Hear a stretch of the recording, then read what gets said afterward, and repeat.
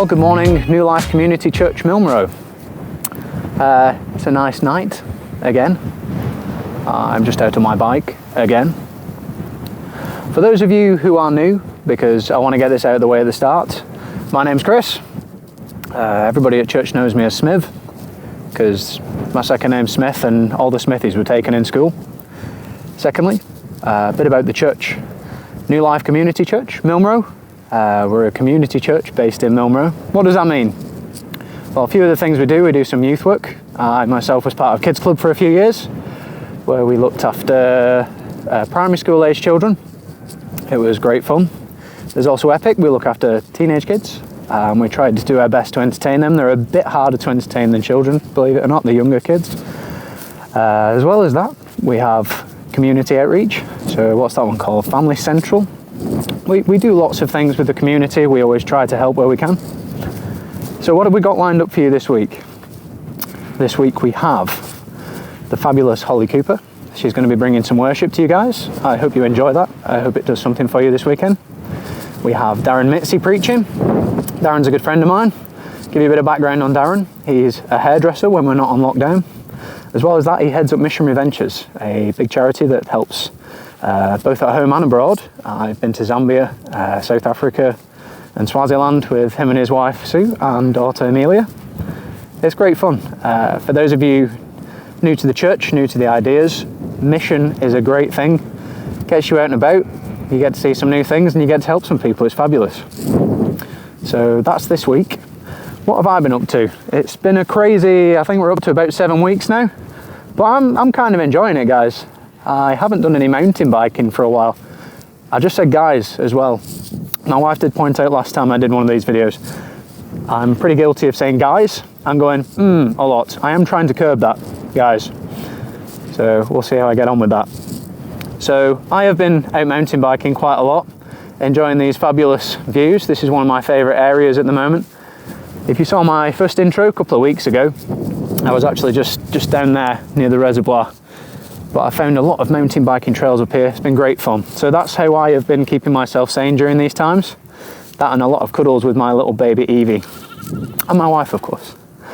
So, we would like to know what you guys have been up to as well. I've probably gone very dark now because I've just gone into the sun.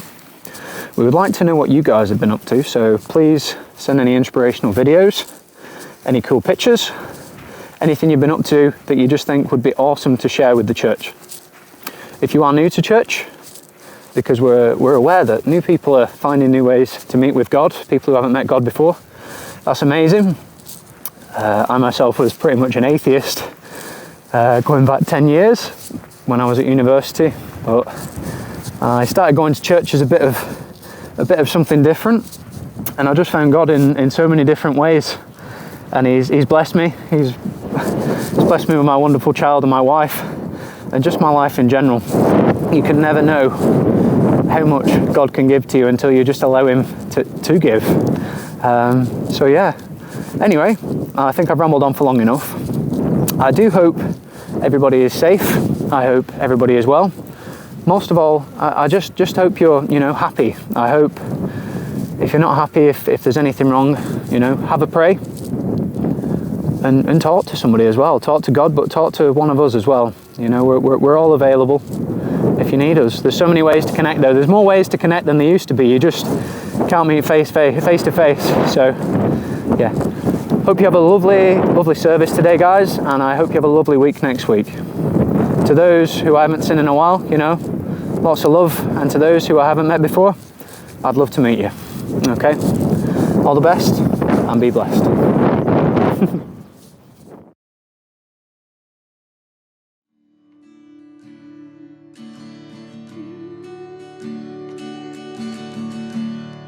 Your love is devoted, like a ring of solid gold, like a vow that is tested, like a covenant of old.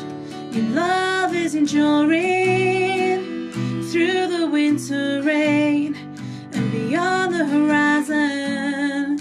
With mercy for today, faithful you have been, faithful you will be. You pledge yourself yourself to me, and that's why I sing. Your praise will ever be on my lips, ever be on my lips. Your praise will ever be on my lips, and your praise will ever be on my lips, ever be on my lips. Your praise will ever be on my lips. And you father the orphan, your kindness makes us whole, and you shoulder our weakness, and in strength we become whole. Making me like you, clothing me in white, bringing beauty from ashes. You will have your bride, free of all her guilt, and rid of all her shame, and known by her true name. And that's why I sing. Your praise will ever be on my lips, ever be on my lips. Your praise will ever be on my lips, ever be on my lips. Your praise will ever be on my lips, ever be on my lips. Your praise will ever be on my lips. And you will be praised, and you will be praised.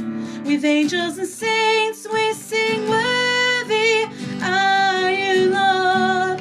You will be praised, and you will be praised.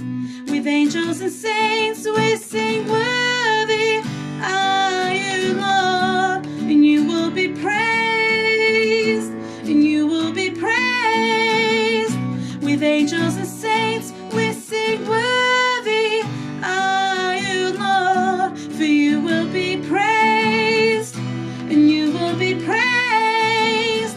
With angels and saints we sing, worthy are you, Lord. And it's why I sing. Your praise will ever be on my lips, ever be on my lips. Your praise will ever be on my lips. Your praise will ever be on my lips, ever be on my lips. Your praise will ever be on my lips.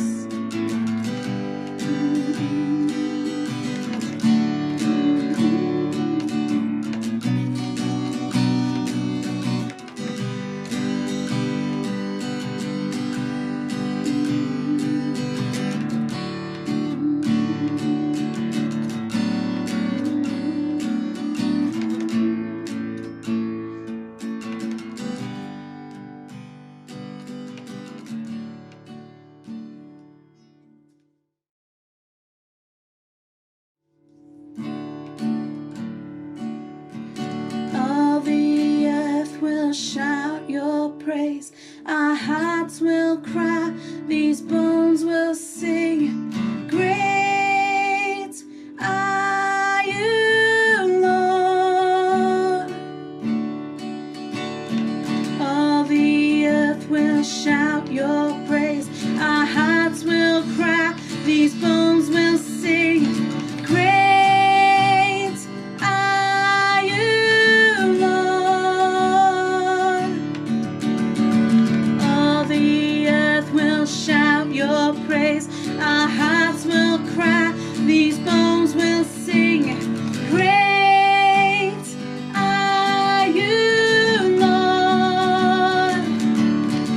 And it's your breath in our lungs, so we pour out our praise, pour out our praise. It's your breath in our lungs, so we pour out our praise to you only. It's your breath in our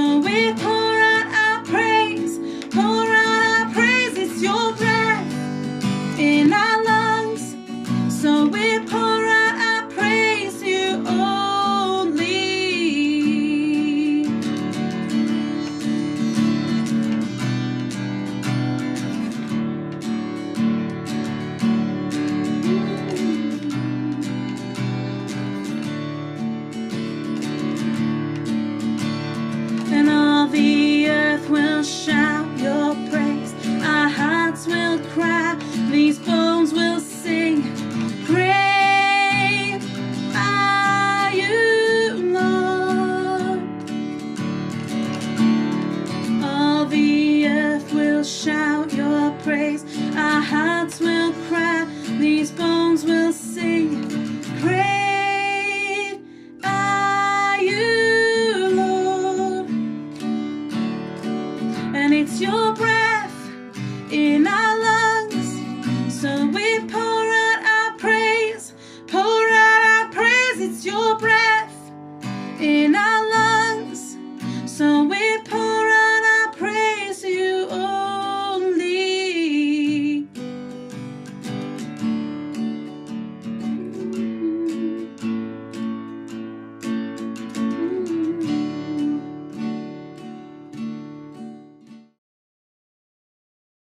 So, good morning everybody. My name's Darren, for those of you that don't know. I'm one of the leaders at New Life Community Church Milnrow. A warm welcome to you.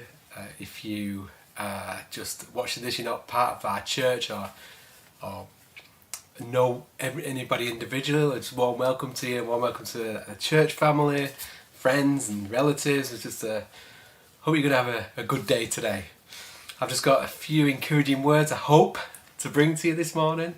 My prayer would be that I'd try and communicate this well and it would come across, and the words that I say would be, what would you say, kind of understandable. I'm sure there's a better word than that, but I can't think of it. People say, be yourself on camera. Be yourself. How can you? How can you be yourself when you're just talking to a phone and there's nobody there and you just got to talk? I guess you get better and better at being yourself.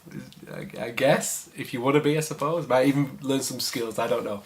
Anyway, I digress. I hope you have a great morning. I hope you enjoy this message. I hope that you carry this message forward and outward, and that God would meet you and change you, and He does transform us. God is in the business of transformation, and He's in the business of transformation by the renewing of our minds, and it is what we think about. It's what we believe, the actions then we take is what makes the difference in our lives, and it's exciting. And it's an exciting journey of discovery of who God is, who Jesus is, what He's done for us, who we are, and how He's made that to be. It's a very exciting journey. If you have any questions, please just message and get in contact with New Life Community Church Milnrow, and just let's have a chat. It'd be great. So, where do I start? I've had one of those weeks where you feel like, well, I'll tell you, quite a few years ago, I went to a church conference, and I went with 3 other people. I could name them for you if you want. I could name John Nuttall, Ian Lowe, I can name John Oldham was there, and I was there. And it was a crazy, fantastic Holy Spirit time. Miracles were happening, Holy Spirit was moving, and all kinds of things were happening. Well, one of the things that really stood out to me is that, for those that don't know, church can be crazy sometimes. It's not all what you might imagine if you imagine everybody sat there all prim and proper, and that's not the church that I'm aware of, that we go to. I don't mean we're total crazies, sometimes, but it's not all what you might imagine. Anyway, this was particularly on the chart crazy, but there's one thing that stood out to me, and it's impacted me for years now as I've thought about it. But there's this lady, I don't know how old she was, but she was, in her 50s, I would say, and she was dancing around, carrying a child's hammer, like a rubber hammer, like this one. It wasn't this one. And she was dancing around praising God, and then she'd go to a group of people or a person, and she'd just go bonk on the head, and then she'd dance off. So she'd come bonk me on the head with this and run off. Crazy, and on another level crazy. Never seen it anywhere else. Now it didn't just bonk; it squeaked as it bonked. So it just made you laugh. That was the amazing thing. And I've had one of those weeks. I've had one of those weeks where I felt God just go bonk on my head and go, it's that simple. It's that easy. It's that fun. It's a good place that you're in, Darren, and it's a good place that I've got you, and all those things. And I feel like it's just been a bit of a, let me do it again, bonk on the head, but it squeaks like a stupid child. And He wants us to be more childlike. He wants us to have fun. This abundant life is full of love, full of joy, full of peace, And that is the life that God has for us. Now we're in a difficult situation and things, but even in those places we find the joy, we find his peace, we find his joy, and we can enjoy things. So anyway, I've been reading through Mark's Gospel, and I'm going to read from Mark chapter 8, and I just hope this is an encouragement for you this morning. Particularly going to highlight verses 15 to 16, so just one verse. I asked God a question about this verse, and I feel like I had an answer, and it was one of those squeaky head bouncing moments. Anyway, so just to give a bit of context, Jesus has fed 4,000 people with a few loaves of bread, okay? And that's a miracle. So a miracle's happened. The disciples have seen Jesus, and everybody's seen Jesus feed. I'm sure not everybody knew, by the way, that it was a miracle, but they'd been fed.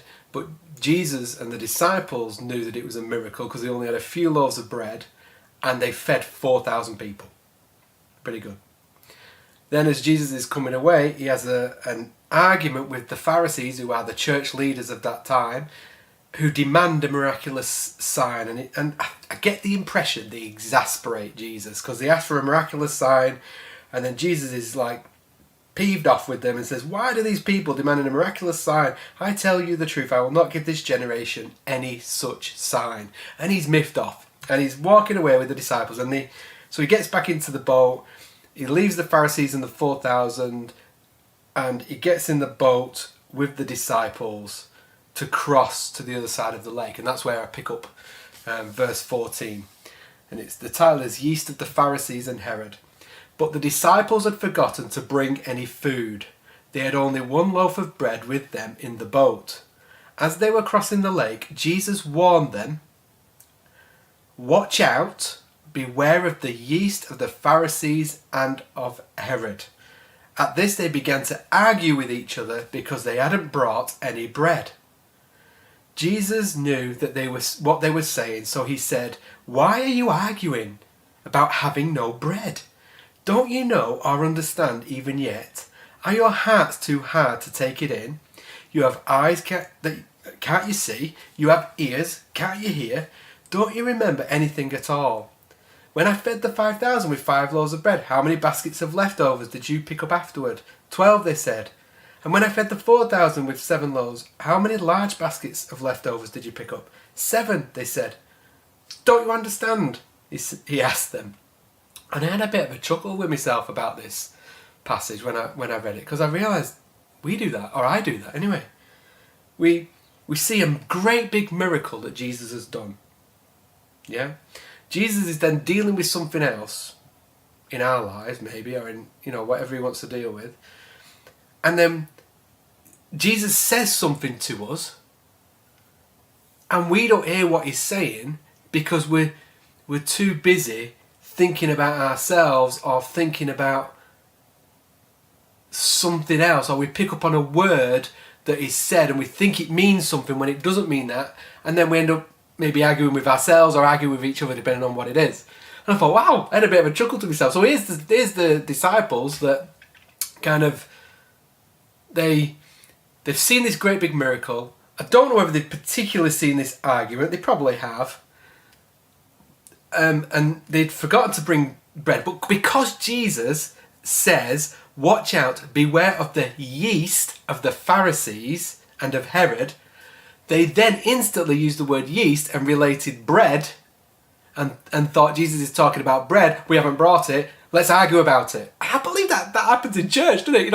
I think God says you are loved, and then we go, well, loved means this, and then they argue about it, And I thought, wow, that's pretty rubbish, but also cool to see that Jesus is dealing with that, and he knows that that's what happens to us.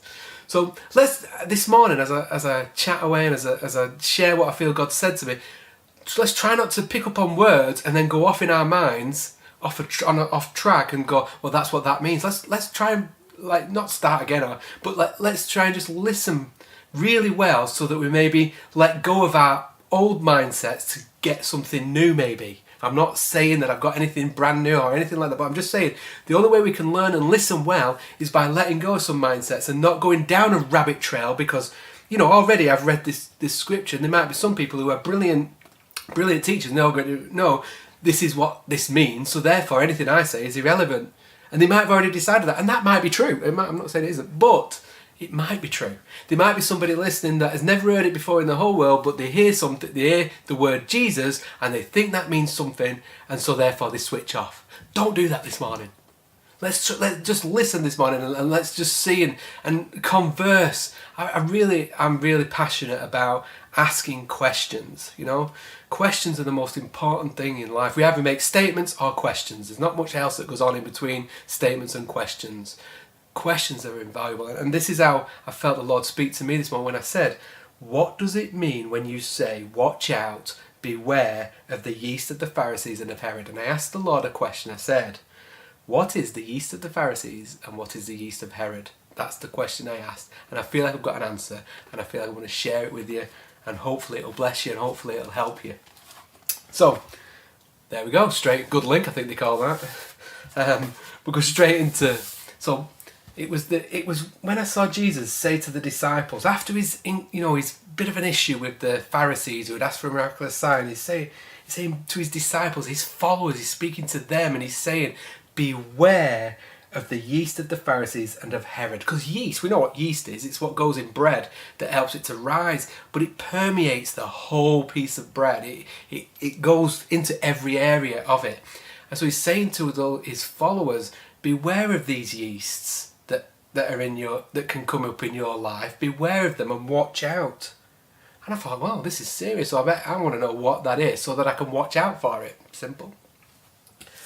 And I didn't get an answer for a few days, by the way. So I just had to ask that question, just put it out there, and Lord, please, and I was just sat with him and I was just meditating, I guess, on some stuff, and I was reminded, strangely, this might not seem like a connection, but it will be in a little while. But I was thinking about how I love racket sports. That's, in my life, I've always loved mainly table tennis, but I love badminton. Tennis, not too good at, but I could play it really quite well. Anything to do with racket sports, I could play well. Apart from golf. Golf, that's not a racket sport. That is some kind of. I think I agree with Mark Twain when he says it's a good walk ruined. That's my opinion of golf. If you love golf, fantastic.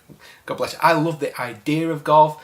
I love the nice walk. I love the idea of the clubhouse, hole 19, whatever you want to say about that. Friendships and just the atmosphere and the way it all looks. I love that idea, and I love sports, so anything that's competitive like that I'd like.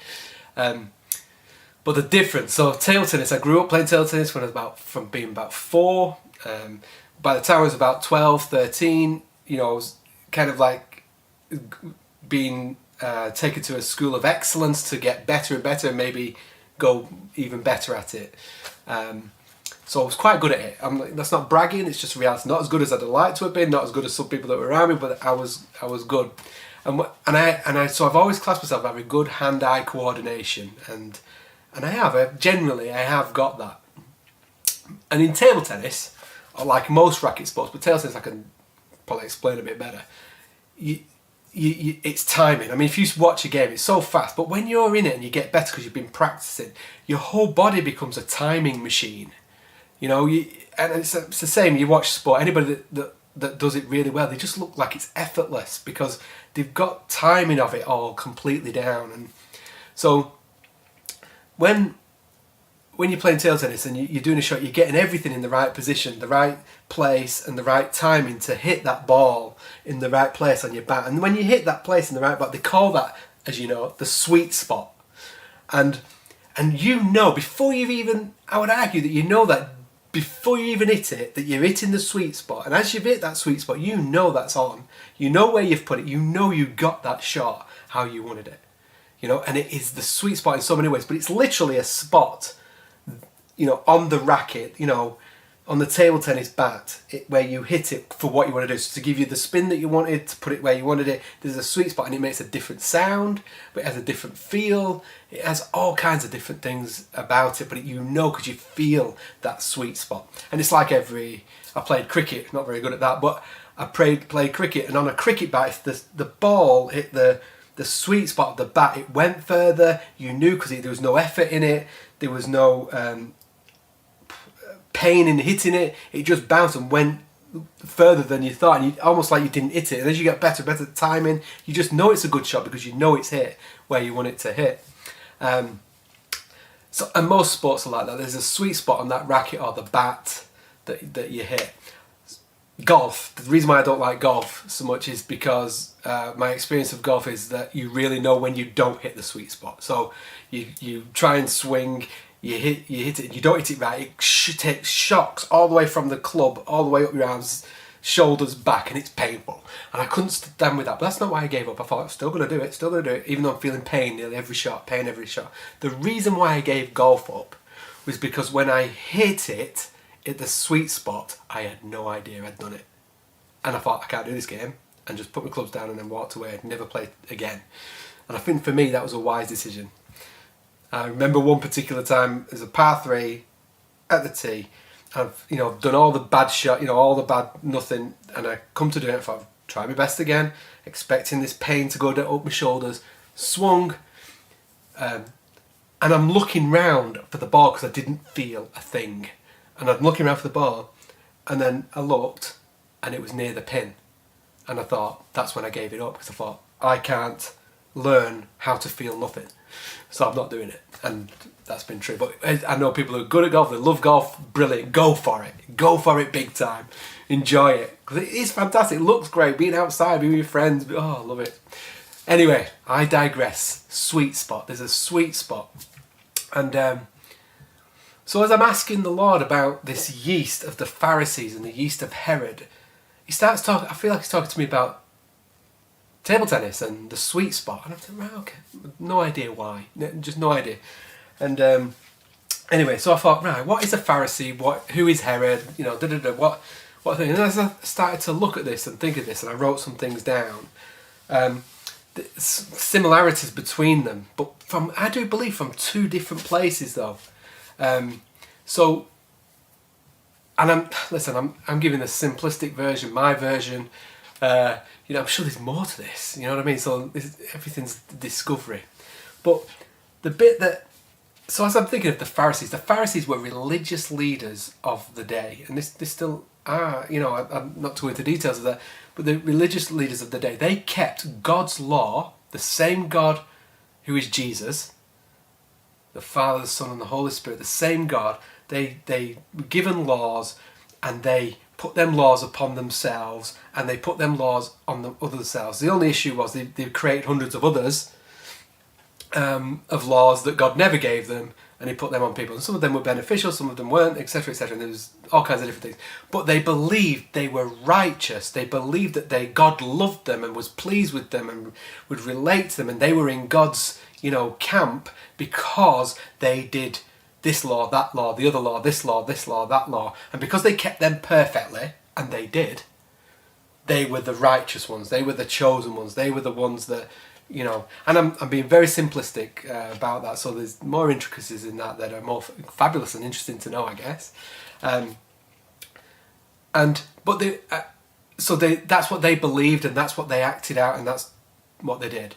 This is before Jesus died on the cross, and it still can kind of happen today, where there's Christian theologies that believe you must do this to get right with God. You must do this so that God's pleased with you. And anyway, Herod, on the other hand, another leader, but a leader in the way of the government of the time, a powerful leader, in charge of people, in charge of everything, and ruled over an area, over a part of a nation or a nations or whatever, I'm not quite sure, but he is a powerful leader, and Pharisees were powerful leaders of the people who were religious.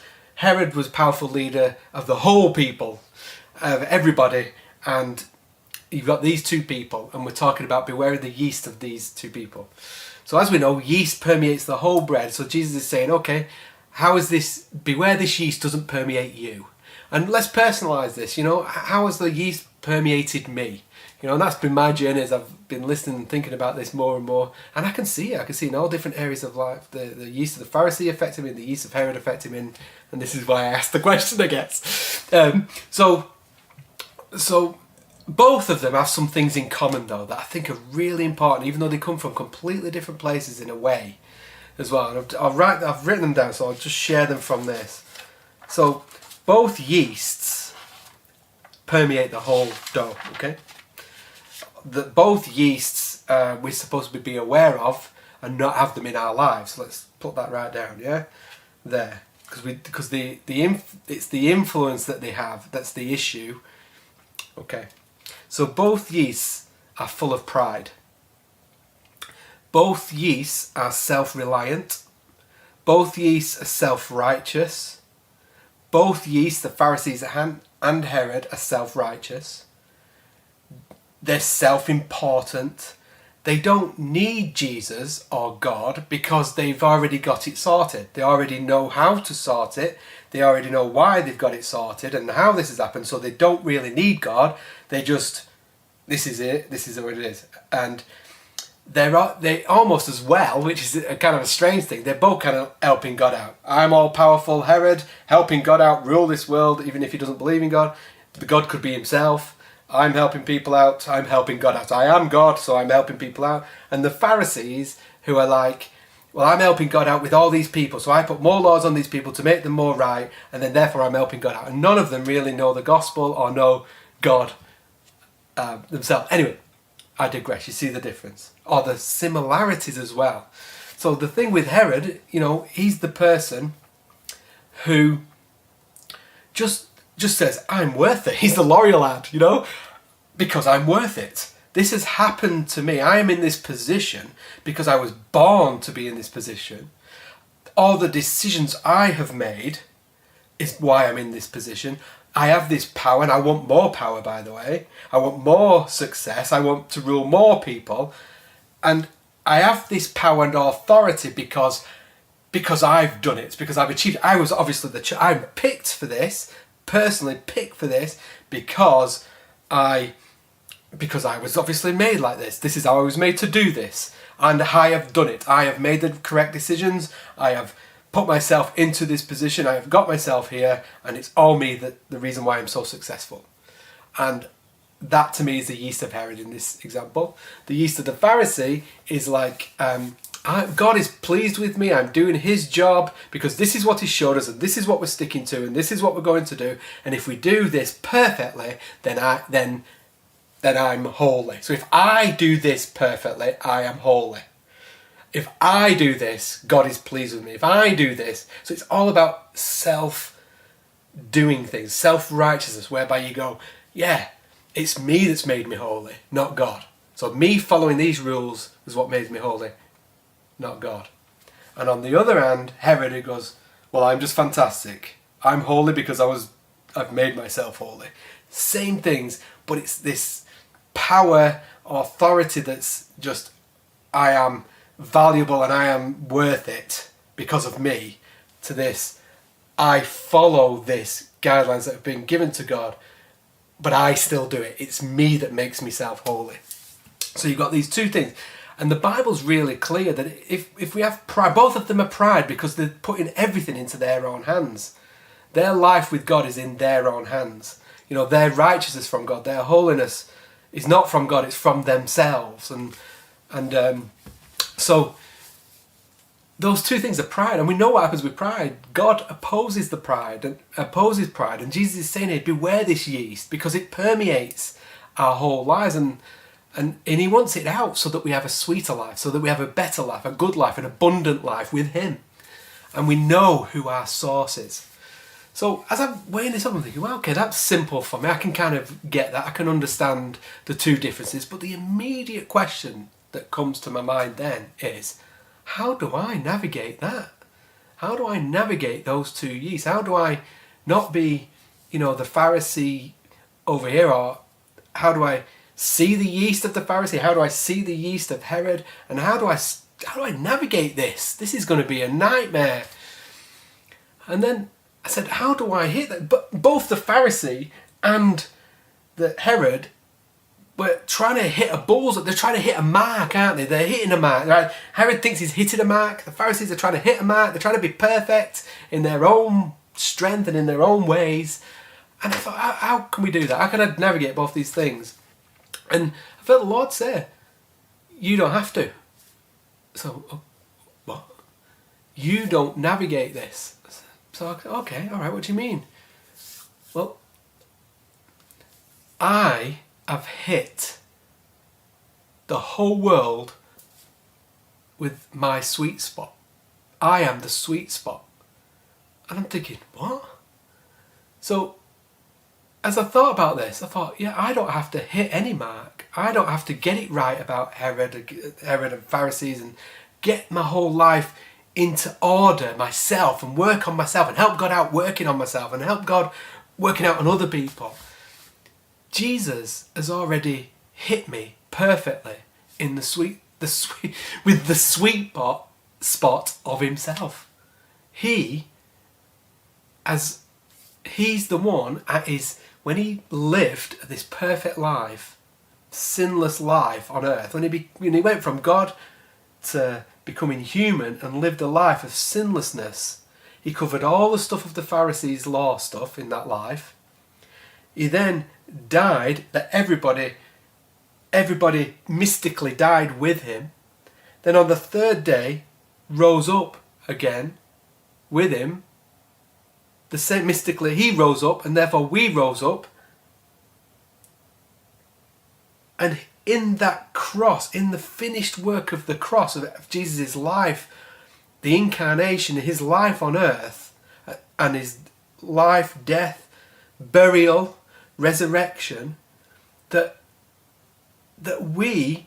was where the whole world was hit in his sweet spot. He is the sweet spot for the whole world that sweeps it up into this grace of his love and of his power and of who he is and who we are. And in that sweet spot of his obedient life, fulfilling all the law of the Pharisees, negating all the stuff of our own human power, he negated all those things that keep us all away from himself. And in that sweet spot, we were all taken up into that sweet spot, and we live in that. He's hit us with the sweet spot. That's all I'll say. That's the best way. It's like he took his cricket bat with the whole world, and he hit the whole world, and he hit it perfectly, the whole world into the sweet spot of himself. And it's like, well, okay, that needs some thinking about. So, and I'm sure there's more to be, think about in that as well. Okay, but right, so you're the sweet spot. So I don't have to hit the sweet spot because Jesus has hit the sweet spot. Do you understand what I mean? I don't have to live a life that's trying all the time to hit perfect sweet shots all the time, which is, I think, a Pharisee, the yeast of the Pharisee. Yeah? So that negates that. So what Jesus is saying is don't let that yeast where you think you have to work on yourself, that you have to be this perfect person, that you have to pray loads, you have to fast loads, you have to do this to be in Christ or him in you. He's already hit you with the sweet spot. And the other side to it is, if you can think about this and believe this, not believe it, but it's just true, is you are his sweet spot too. So on the other side is, Jesus did all this because you were his idea and I was his idea. And his salvation of the cross and the gospel, the good news of the cross and the resurrection, and himself coming from heaven to earth to because he loved us and to fulfill this life and to hit the whole world in this sweet spot, he did that because he loves you and you're his sweet spot and always have been before the earth was even created. But we mess up by thinking we can do it, we make ourselves right with God, or that we can do it all on our own in human power.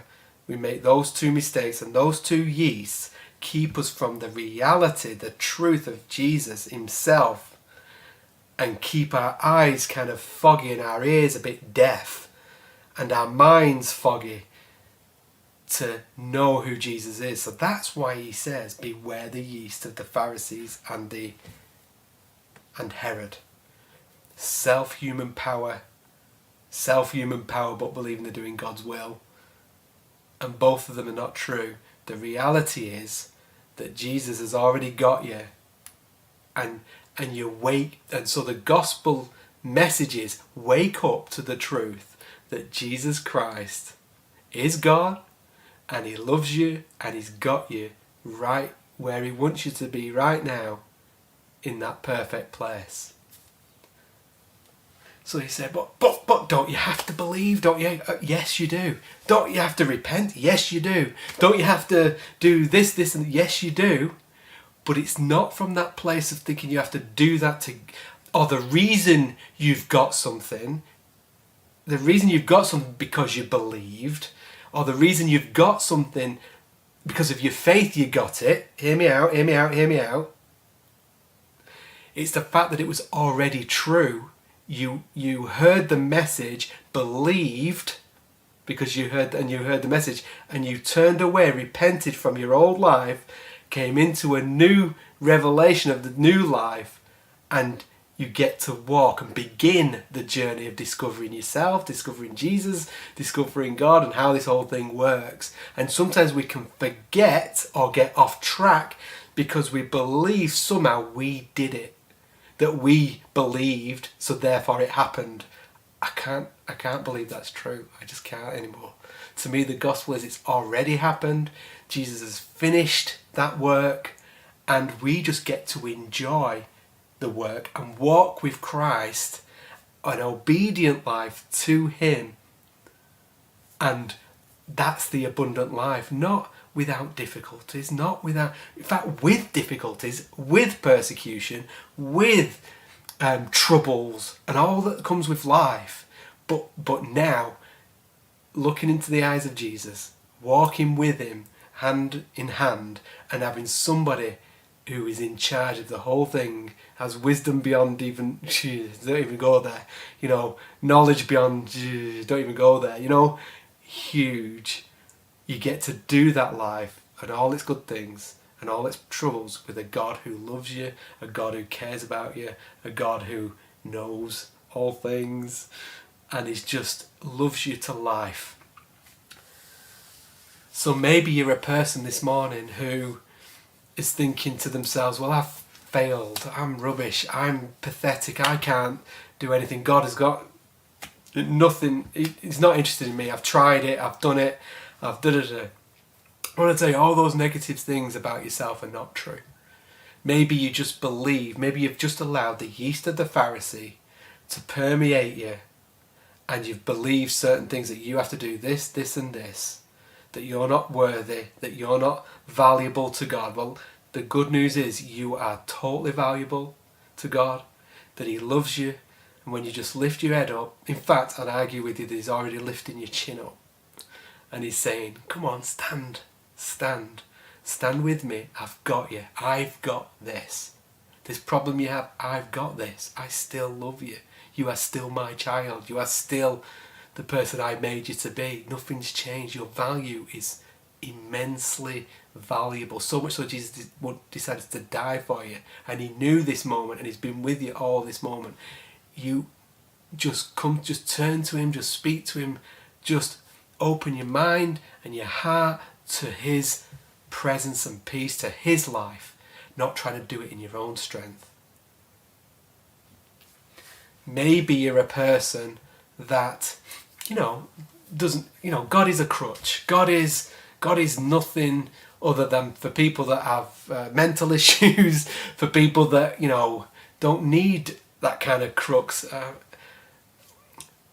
And I'm going to be honest with you, I believe that idea is the yeast of Herod, whereby the idea that God doesn't exist, that he can't exist because of X, Y, and Z, that's the yeast of Herod.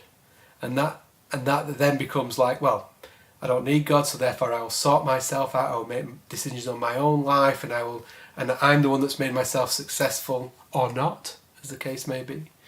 I'm the one that's, so got everything sorted, I know how this all works. I argue with you, that's the yeast of Herod.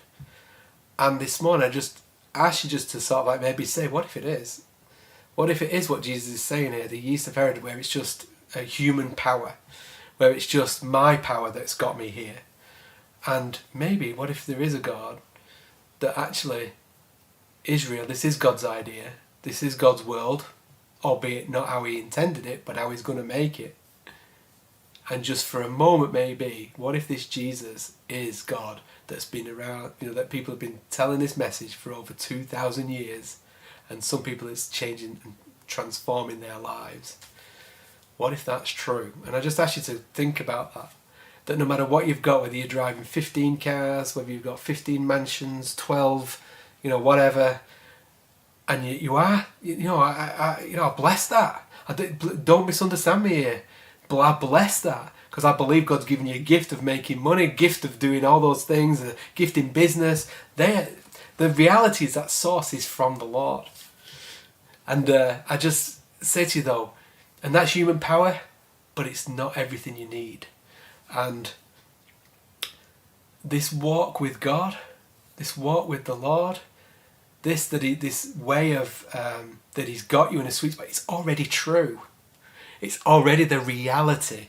But the yeast of Herod, that human power pride, has fogged your ears, your eyes and your mind to believe in certain things. So I pray for you that fog will be lifted for everybody. I hope this has been an encouragement. I look forward to hearing about how this journey of, because this is another thing. I thought I was going to end there, but I'm not. It's probably too long already, I have no idea. But this yeast of the Pharisees and yeast of Herod, I believe, permeates all of us to some degree or another. We need to be wary of it. For ourselves, first of all. But obviously then it causes pain to other people. And no matter what, you can be somebody who's in the grace camp. And I think grace is more than 3 graces. But you can still have the yeast of the Pharisee in that place. And you can have still the yeast of Herod in that place. So be careful, watch. An example would be making points when you're preaching. That you have somebody you believe has got the yeast of the Pharisee. That you kind of, well, they must believe this. I'm putting my hands up here. That's what sometimes, you can be in that grace place, you can know what Christ has done and won for you, but you can still be thinking, well, they don't. Well, actually, you don't know they don't, and you don't know they do. And that comes back to the letting go of all, the judgment of that. Because I think judgment is based in the yeast of the Pharisee, the yeast of Herod, or, mixture. And I just bless you. Have a great week. But if you've got questions, bob me a question. Email me, message me on Facebook, whatever. But, ask anything on here. Get in contact with New Life Church if you're interested. Have a great week. And enjoy discovering who Jesus is and who he's made you to be. Bye now.